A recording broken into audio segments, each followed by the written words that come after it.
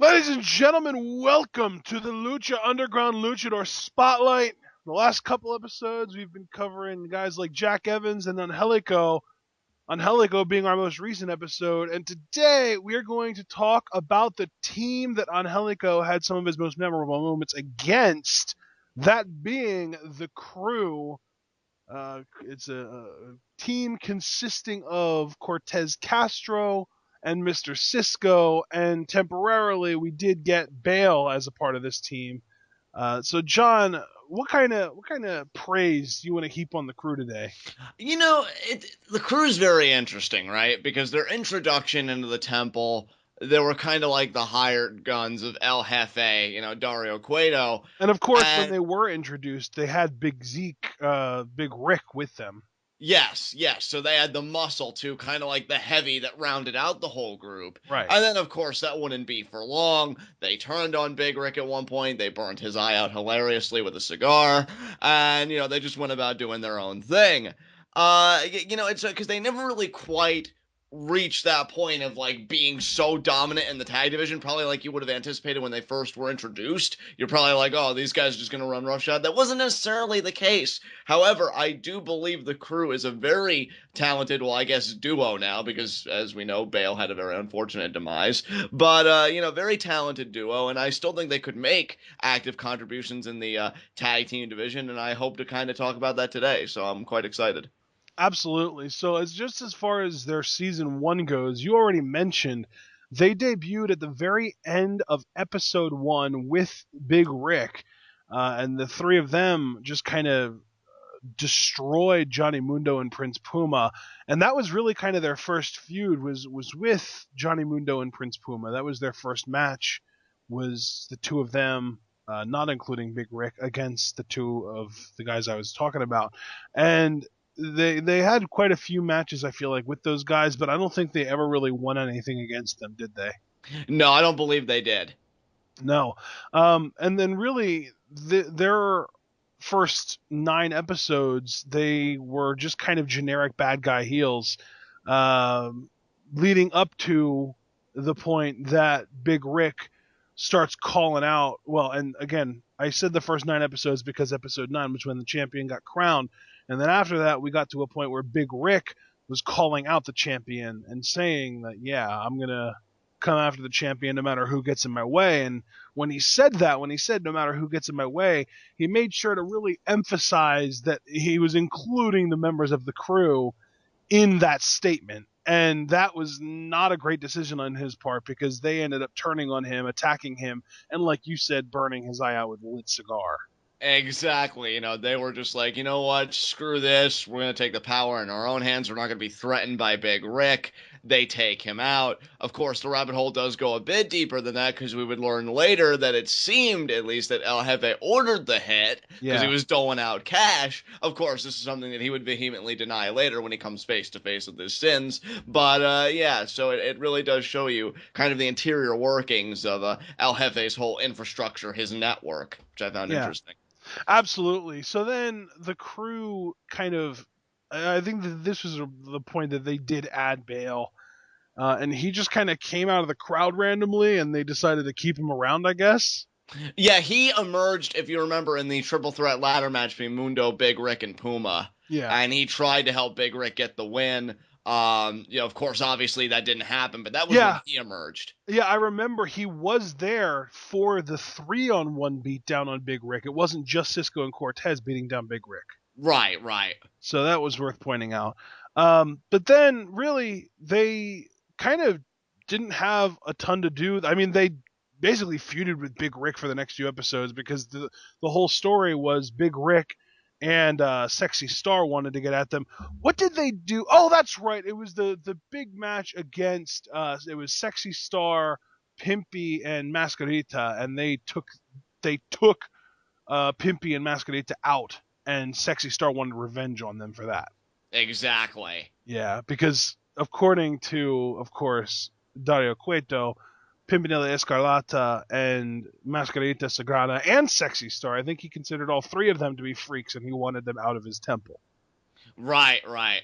So So, yeah. So then really was the big trios tournament thing.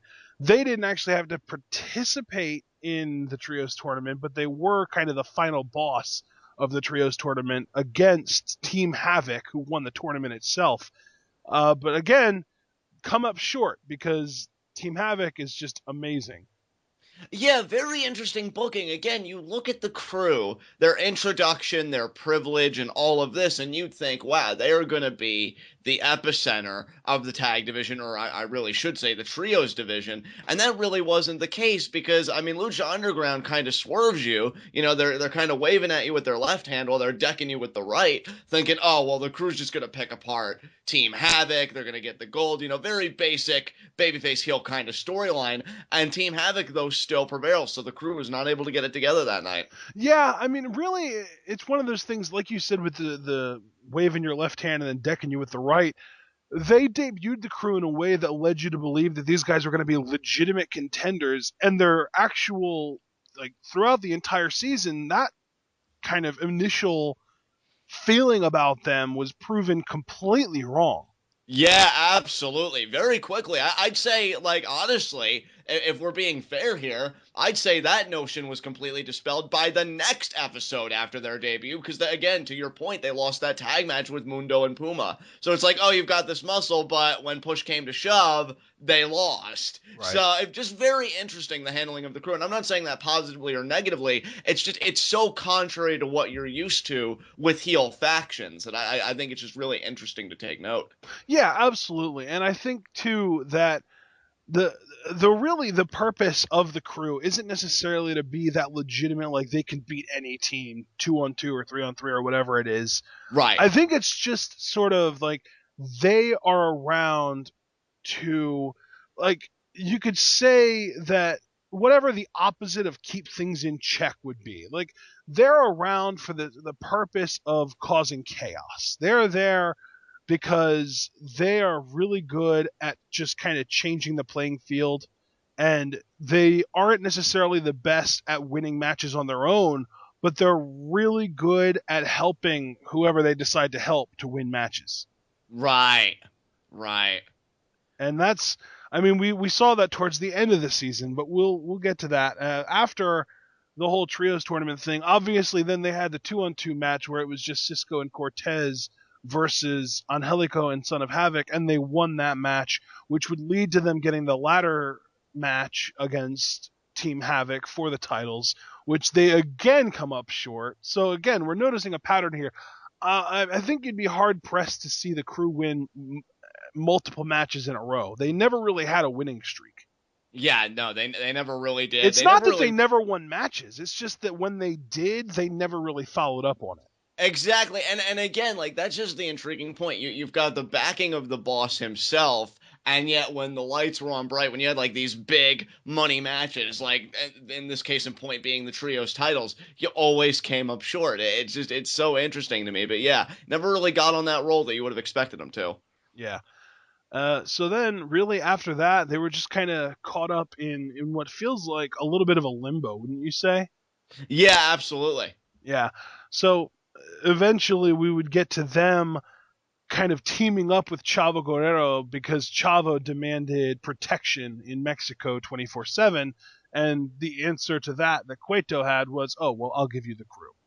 Right. And of course, after we have to point out after that ladder match lost to Team Havoc, that was when Bale got his face eaten off. Yep, and probably one of the most memorable scenes in Lucha Underground's first season, just because, I mean, tell me one other wrestling product that's done something like that crazy, or, you know, like, it's just awesome. That real. Exactly.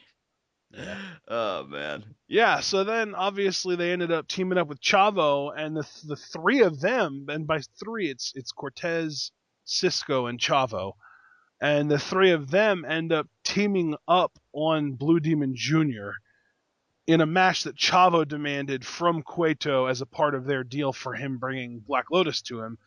And then later on in the season, we had Chavo versus Prince Puma, who again the crew got involved quite a bit, but Puma won this one with the help of Tejano. Yeah, Tejano coming to the aid of Prince Puma. Yeah, and this would kind of branch off into the whole Tejano Blue Demon Jr. thing, which we'll get into in a second. So, yeah, just layer upon layer upon layer, so to speak. Yeah, and again, moving past that, we had that same night, I believe it was, or it might have been, was it that same night or was it a night? It was the following week. It was the following week.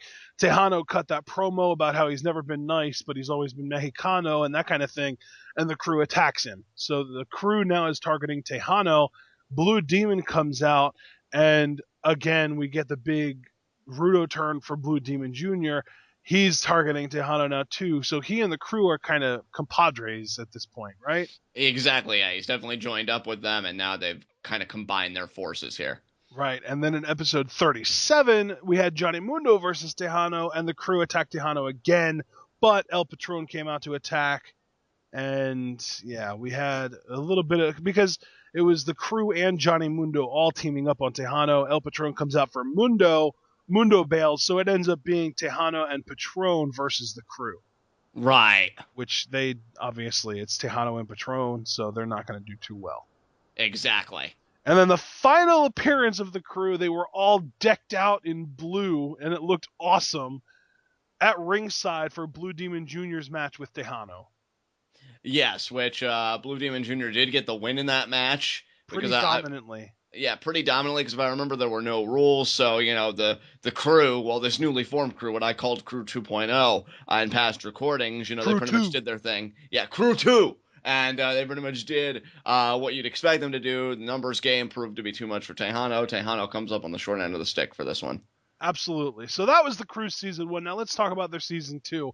I am incredibly intrigued by what's going to happen with them in season 2 because I kind of have this feeling that Lucha Underground is going to not try and insult our intelligence and not try and make it seem like the goings on at the temple just stop just because the cameras turn off.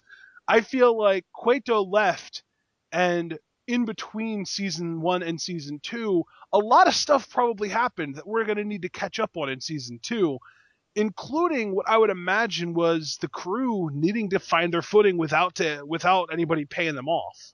And I'm so glad you said that, Ashton, because to me, I was thinking about while you were recapping the crew's first season, how what makes them so interesting, and I don't say this negatively against them, but they're not really autonomous individuals. They're always going Yeah, to go where the money is. They're always yeah. going to immerse themselves within the power structure. And now, like what we've seen at the temple here is really a massive displacement.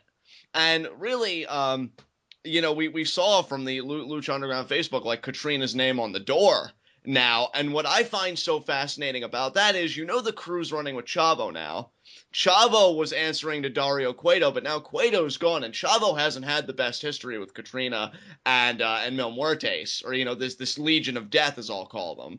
So So when you can't get money from the boss, you right. go to the next best thing, the next richest person on the roster.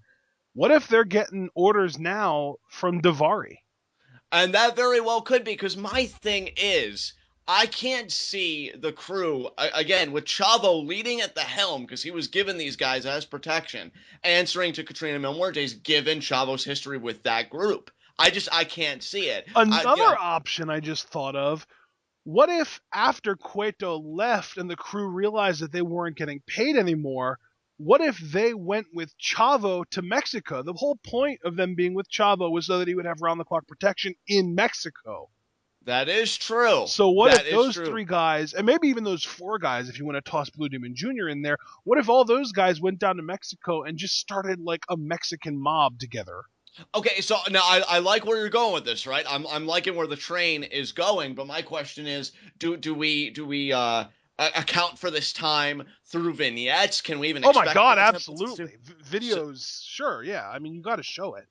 right. So they would still be a part of season 2 then. This wouldn't be a clever way to like keep them off for a little bit. You would recap it all through vignettes, videos, and then maybe have them reemerge in the temple at some time. Yeah, I Or mean, I think Cueto's going to show up whether it's on episode 1 or just kind of an eventually status for him. And I think that when he does show up, I think he's going to make a few calls. And I think that the crew are going to be the first people that he calls. And I don't think we're going to see them until we do see Cueto. And the only other option to me would be if they're taking orders from Davari, because he's the only other person with deep enough pockets to keep them satisfied.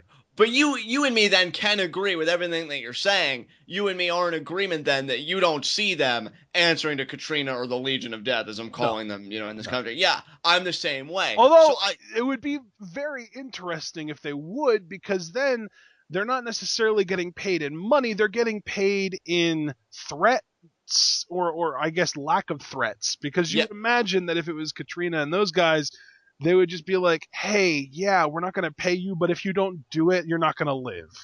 and the only other justification I can see, to be fair, because Chavo has really established himself in the first season as being a guy that really lives by the Guerrero maxim, lie, cheat, and steal, and just whatever is to his benefit to The survive. Guerrero mantra. So the Guerrero mantra, exactly. And so like he could look at the crew and be like, hey, look, if we want to stay alive, if we want to quote unquote keep our souls, because obviously this place has its own mythos, it's not too much of a reach to say, let's curry favor with these guys. And in Chavo's mind, even though he won't express it explicitly to the crew, I can get chummy with the world champion. I can get close to Yeah. that world title. Yep. And, because everybody's vying for the world title, because Katrina said it best, it's a source of power. And who doesn't want power in this temple?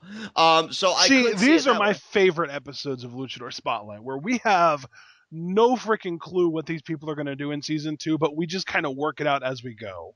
Well, absolutely. And I love your idea of Cueto like being somewhere, right? And calling the crew, because then Yeah, you could have kind of like an insurrection storyline going on, kind of like what we talked about a few episodes prior. I think it was like with Killshot and this whole factional warfare. You could kind of plant the seeds or something like that. Be like, hey, what's going on since I've been gone? And then Shovel could be like, oh, boss, it's horrible. Katrina's got her name on the door. Death is just running rampant. It's coming for us all. And it's like, Chavo, Chavo, calm down. I've got a plan. And then you see Cueto kind of working from the shadows, and you could like have that whole dynamic. I would really like to see that play out because, Cueto is just such a marvelous character. And to me, the crew is going to need some kind of structure. They answer to structure. I can't yeah. see these guys doing really anything on their own. And again, that's not meant to be insulting. It's just That's that's how they've been booked. that's deeply Uh, ironic too, because you say they need structure, and I agree with you, and yet they're so good at creating chaos.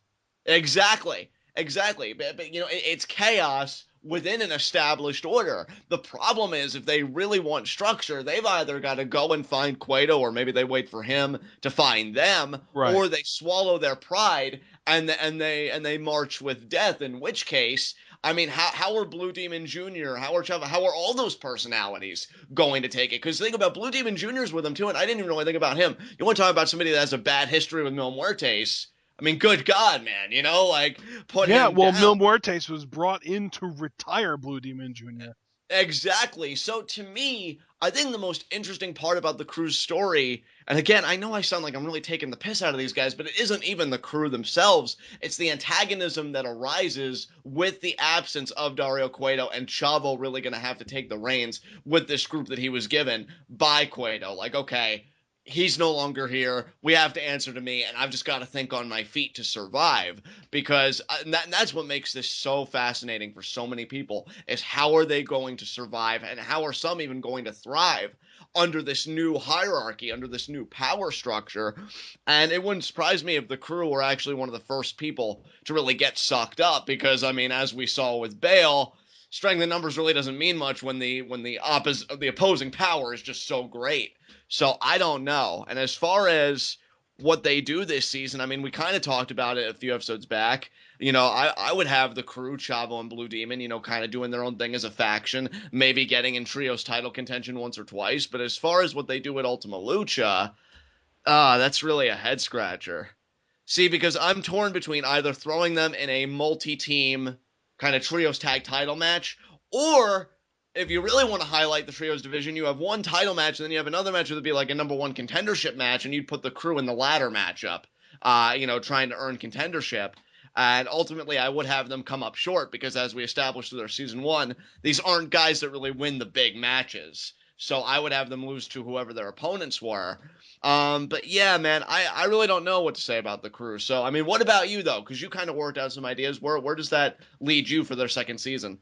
Yeah, I mean, I think that the best route to go is for them to go down to Mexico. The four of them, all four of these guys, Right. Cisco and Cortez and Chavo and Blue Demon Jr., all go down to Mexico and just just kind of like act like the bullies on the block. Like just imagine four good friends in high school walking like shoulder to shoulder through a high school hallway, shoving everyone that they don't like out of their way and just kind of running rampant. That's how I imagine these guys would be in Mexico.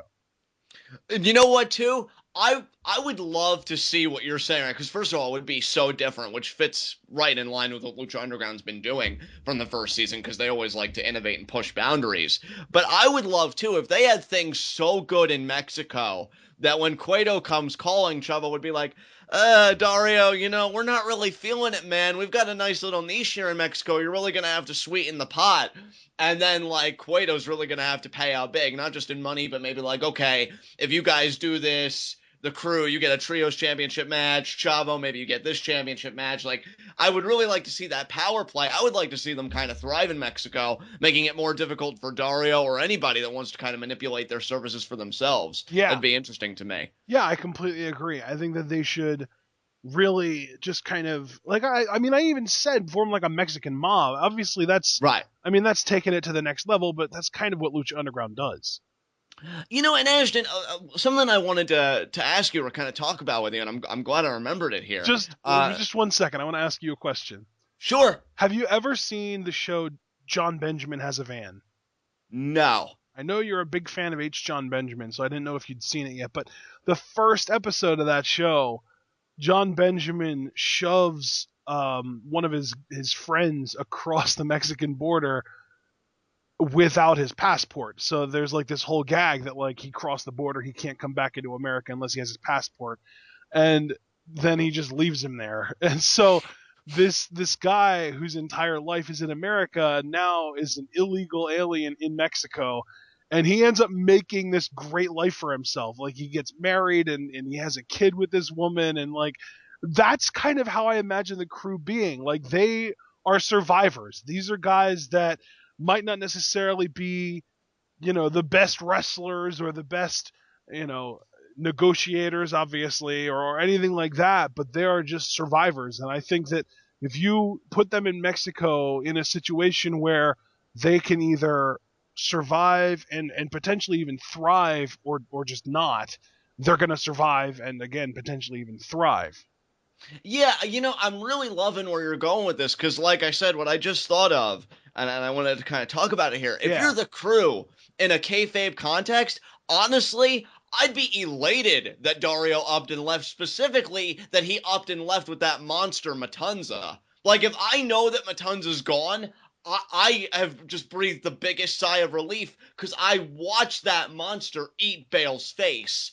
And I'm thinking it's only a matter of time before it's going to be me. So that's what I find interesting too, is with Matanza gone, I wonder if the crew's going to have, if whether they go to Mexico per your idea, which I would love to see, or they stay in the temple, maybe they'll have a bit of a swagger about them. Be like, oh, well, the one thing that the boss has really threatened us with, that's gone. That's God knows where. Now we can really run this thing. But oh wait, Mil Muertes and his army, or really should I say Katrina and her army, are now running things. So I don't know. The crew, I loved what you said about them. That they've got that stubborn streak in them. That they're survivors first and foremost.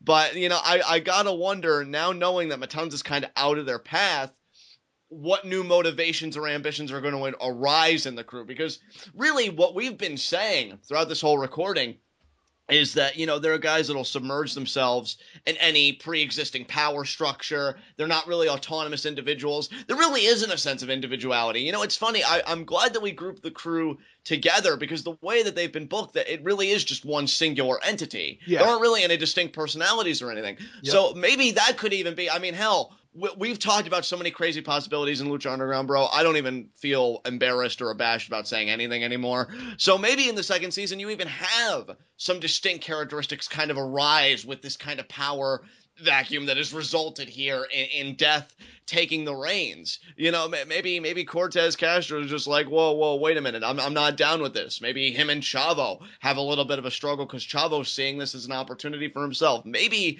this will be the season that the crew becomes less of a singular entity and more just a group of individuals, which I would like also be that. interesting to watch. Yeah, I like Yeah. that. I dig that. I mean, why not, right? Because here's the thing. I like the crew. I think they're talented in ring, but I think I can only be invested in guys that are just these hired lackeys for so long. Now, granted, I think it works with the way that Lucha Underground is because it is a television show first and foremost. And what's a good television show without a few goons? But I think it would be Yeah, like interesting. you've always Yeah, got to have your like putty patrol from Power Rangers, man. Like they aren't gonna kill anyone, they're not gonna hurt anyone, but at the end of the day, they make for a really good distraction for other people to succeed. exactly. And I just think it would be interesting because so much happened in the final few weeks of season one. If we go into season two, and yeah, I mean, the crew, Chavo, and Blue Demon, they're all doing their thing, but maybe. Let's just go on Cortez Castro. Maybe they find themselves in a situation that reminds them, that brings them back to the point where they were threatened with Matanza, and they're starting to think, well, not again. We don't want to go through that again. And maybe you see like this fracture within the group where it's like Chavo's like, no, you do this because I tell you to do this, and then they stand up for themselves. Give them those humane qualities of we don't just follow Yeah, the money. and I could We even see yeah. them being like, "Man, Cueto ain't around anymore to pay us to keep you company, so we're out." That kind of thing. And yeah, and I want to make sure that everybody understands this because I would hate to not make this clarification when we go off air. I'm not saying turn these guys technico. I can't even really Right. buy it. Wait, did you say why or did you say right? No, I said right. Right.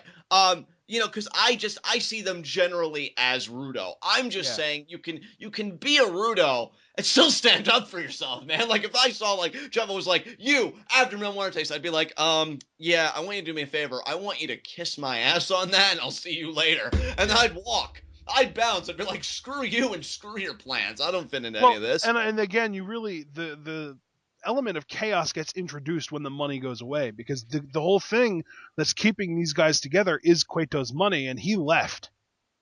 Right.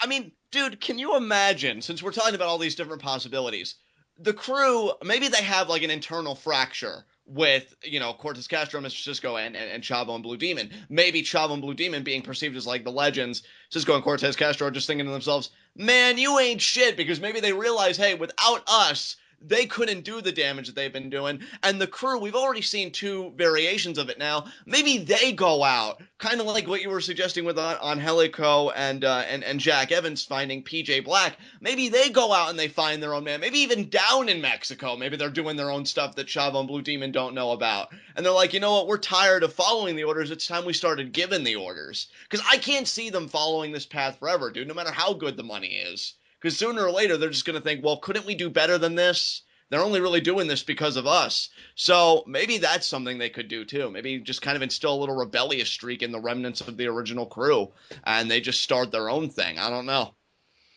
I don't know about that one. I don't know if I agree with you on that one because to me, like their whole thing is, and I don't even mind the idea of them rebelling against Chavo exclusively because of the fact that they're not getting paid anymore. But I don't think that I would want for them to just stop being mercenaries altogether. That is true. I'll give you that one. However, I do think that I will legitimately put them rebelling against Chavo this season on the table because even when you think Yeah, about Guerrero, lie, cheat, and steal, well, yeah, what if they're giving the crew a lesser cut? And by that, of course, I mean Chavo. What if he's like pocketing more money for himself? The right. crew figures out like, oh, you son of a bitch, and then that's that whole thing. And then Chavo's like, but hey, I lie, and then he gets assaulted, and then that's that whole thing. Yeah, So yeah, I mean that's a possibility. In fact, honestly, like if we're really going to go out there, if I had to come up with a unique idea for the crew that isn't just lumping them in a trios kind of situation, maybe you do have Chavo and Blue Demon versus Cisco and Cortez Castro. I mean, it's a weird matchup, but maybe you just have that fracture between Death taking over and Chavo skirting out on pay. I don't I know. actually really like that because it seems like Chavo and Blue Demon are going to be kind of tight this season. So yeah, I dig that. I'm going to say that's my Ultima Lucha match too.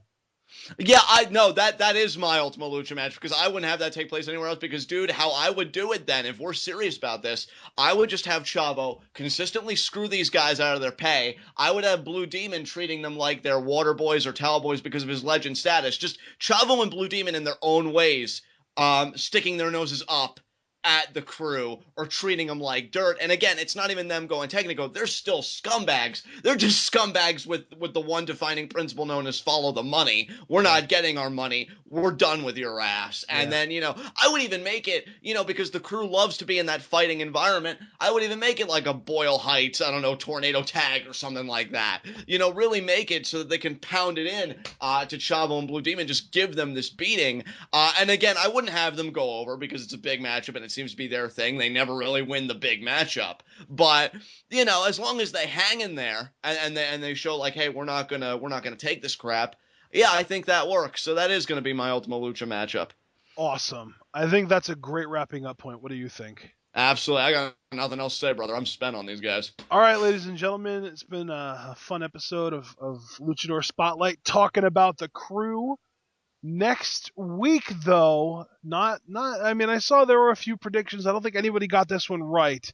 Not even next week. This coming Tuesday, we're going to be talking about Evilise, somebody that didn't get nearly enough spotlight in season one, just exclusively based on the fact that she was injured for most of the season. But when she did get her time in the ring, she shined. John, anything that you want to just kind of throw out there as far as a little teaser for what you might want to do for Evilise? I already know Ivalise's Ultima Lucha 2 matchup, and guys, you're not going to want to miss some of the ideas I have cooking for Ivalise. And if you think that goes for me, I think I could speak for Ashton because he loves Ivalise. So this is going to be a great episode for both of us. Yeah, I think I'm really. I have a little something planned for her too, and I think she's going to become a first something in season two. So there's that. All right, all right. Well, guys, there are your teasers. Be sure to check us out on Tuesday. I can't wait. And for those of you that are thinking it, no, when I say she's going to become a first something, it's not the first ever Lucha Underground Women's Champion because I don't think that's ever going to happen, and I think it's a good thing that it's never going to happen. So there's that. That being said, it's been a good time, and we will see you all on Tuesday for our Evilise Spotlight.